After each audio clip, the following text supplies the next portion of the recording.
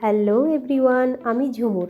আমার নতুন একটি ভিডিওতে আপনাদের সকলকে স্বাগত আর অনেক অনেক ভালোবাসা।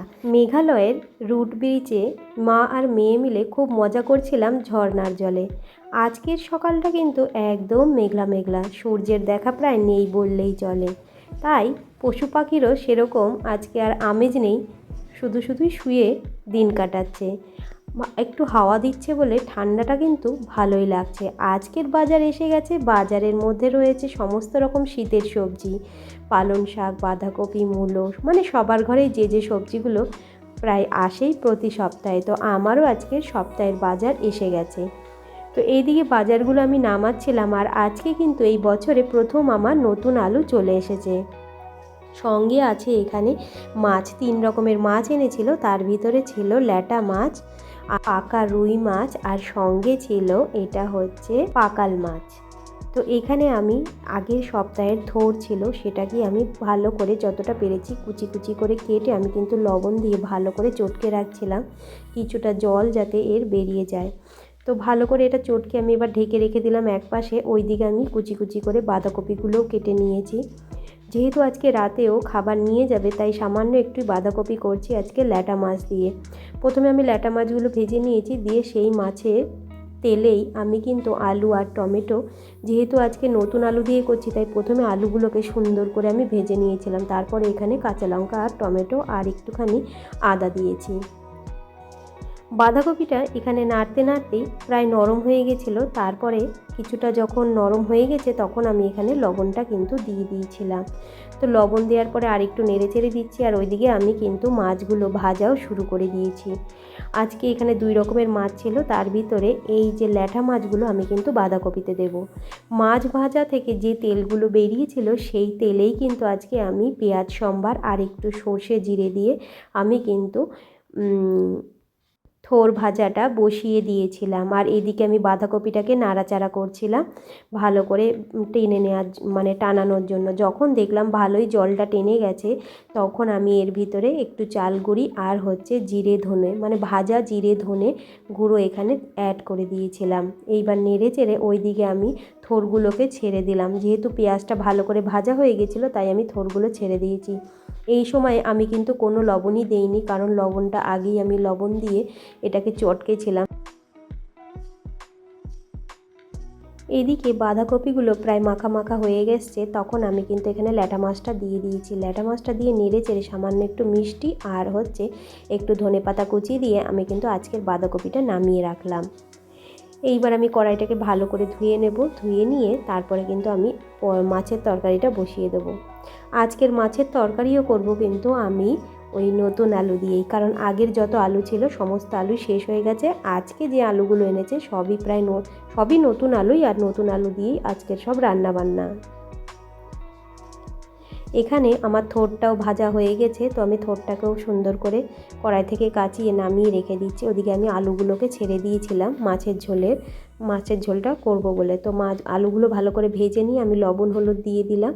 লবণ হলুদ দিয়ে আলুটাকে আরেকটু নেড়ে চেড়ে অর্ধেকটা টমেটো দিয়েছিলাম আমি বাঁধাকপিতে, আর অর্ধেকটা টমেটো আমি এখন এই মাছের ঝোলে দিয়ে দিলাম। দিয়ে টমেটোটা যখন ভালো করে নরম হয়ে যাচ্ছে তখন আমি ওদিকে মশলাটা দিয়ে দিয়েছিলাম।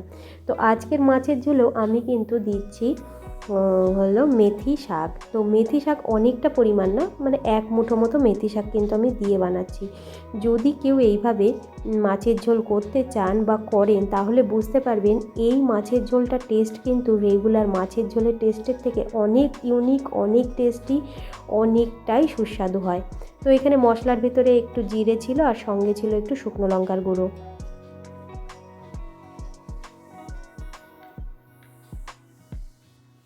এই যে সামান্য একটু জল দিয়ে একটা কষার জন্য আমি ঢেকে রেখে দিয়েছিলাম।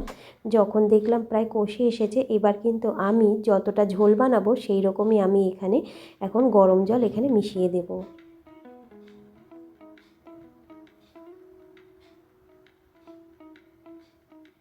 এবার কিছুক্ষণের জন্য এটা আমি ঢেকে দেব।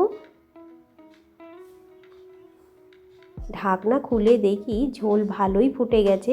এইবার আমি এখানে সমস্ত মাছ কিন্তু দিয়ে দিলাম। ওইদিকে আমি ভাতটাও বসিয়ে দিয়েছি। ভাতটা হতেও অনেকটাই সময় লাগবে। চালটা আগেই ভিজিয়ে রেখেছিলাম, এখন শুধু ভাতটা হতে যতক্ষণ যা দেরি উতরানি চলে এসেছে আমার ভাতেরও। এদিকে মাছের ঝোলটা প্রায় ফুটে গেছে সুন্দরভাবে, তখন আমি একটুখানি ধনেপাতা দিয়েছিলাম। ধনেপাতা দিয়ে আমি লবণটা চেক করে তারপরে কিন্তু আমি মাছের ঝোলটা নামিয়ে রেখেছি।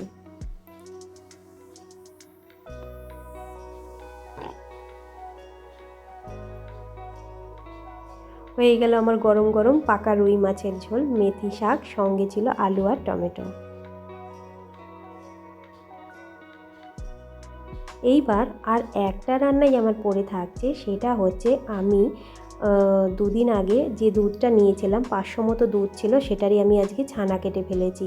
তো সেটাকে আমি আজকে পালং শাক দিয়ে করব। তাই পালং শাকগুলোকে আগে আমি একটু গরম জলে ভাপিয়ে নিচ্ছি। ভাপিয়ে অল্প একটু মানে গরম জলে ভাপিয়ে নিচ্ছি। এই যে এখানে আমি নামিয়ে নিয়েছি ভাপিয়ে। এইবার আমি একটু বাটার দিয়ে কড়াইতে তার ভিতরে কিছু পেঁয়াজ কুচি ছেড়ে দেবো। আর এই পালং শাকটাকে আমি সামান্য একটু আদা আর সামান্য 2 কোয়া রসুন আর 2-3টে কাঁচা লঙ্কা দিয়ে এটাকে মিক্সিতে ভালো করে ব্লেন্ড করে নেব। এইদিকে পেঁয়াজটা যখন ভালো করে ভাজা হয়ে যাবে তখন এখানে কিন্তু আমি ছানাটাকে দিয়ে দেব ভাজা হওয়ার জন্য। ছানাটা যতক্ষণ ভাজা হচ্ছিল তখন আমি ওখানে কিন্তু মিক্সিতে আমি ওই পালং শাকটাকে ব্লেন্ড করার জন্য নিয়ে গিয়েছিলাম। তো এখানে এই যে মিক্সিতে হয়ে গেছে সুন্দর করে। এবার এটাকে আমি এখানে অ্যাড করে দিচ্ছি, কারণ ছানাটা এখানে ভাজা হয়ে গেছে। এইবার পালং শাকটাকে ভালো করে নেড়ে নিচ্ছি। আর মিক্সির ভেতরে আরও কিছুটা পালং শাক ছিল, সেটাতে আমি একটু জল অ্যাড করে তারপরে আমি কিন্তু এর ভিতরে কড়াইতে ঢেলে দিয়েছিলাম। তো এটাকে এখন নেড়ে চেড়ে ভালো করে আমি কষাবো। নামানোর আগে আমি বাটার অ্যাড করব আর প্রয়োজন মতো লবণ, আর নামানোর আগে দিয়ে আমি কিন্তু অবশ্যই একটু মিষ্টি দেব। এখানে মশলার ভিতরে আমি দিয়েছিলাম জিরে গুঁড়ো আর সঙ্গে ছিল সামান্য একটু গরম মশলা। তো হয়ে গেল আজকে আমার পালং ছানার রেসিপি। তো আজকের মেনু তো রেডি হয়ে গেছে আমার। আজকের মেনুতে রয়েছে গরম গরম ভাত, সঙ্গে কাঁচা লঙ্কা আর শসা কুচি। এইদিকে রয়েছে থোড় ভাজা, সঙ্গে আছে বাঁধাকপির তরকারি, আর রয়েছে পাকা রুই মাছ, যেটা আলু, টমেটো আর সামান্য একটু মেথি শাক দিয়ে করা। তো আজকের মেনু কমপ্লিট হয়ে গেল। দেখা হবে কালকে নতুন একটি ভিডিওতে। ততক্ষণের জন্য ভালো থাকবেন, সুস্থ থাকবেন আর হাসি খুশি থাকবেন।